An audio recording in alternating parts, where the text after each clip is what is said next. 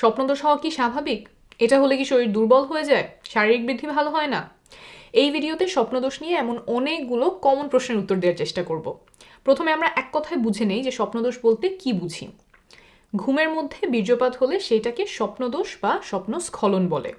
আমাদের অনেকের ধারণা যে শুধুমাত্র ছেলেদের স্বপ্নদোষ হয়, মেয়েদের হয় না, কিন্তু এই ধারণাটা সঠিক না।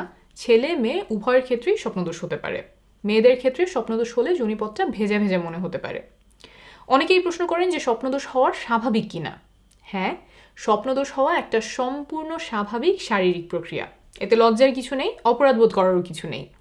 স্বপ্নদোষ সাধারণত কৈশোরকালীন সময়ে শুরু হয়। কারো কারোর ক্ষেত্রে এটা 9-10 বছর বয়সে প্রথমবারের মতো হতে পারে।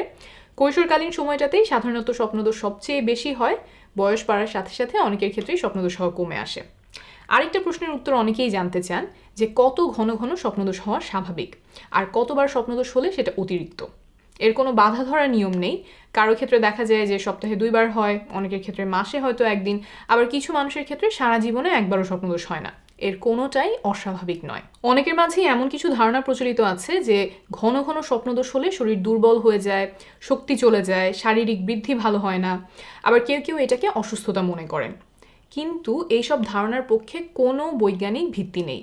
স্বপ্নদোষের কারণে শরীর দুর্বল হয় না, ভেঙে পড়ে না, শারীরিক কোনো বৃদ্ধি বাধাগ্রস্ত হয় না, এটা কোনো অসুস্থতাও নয়।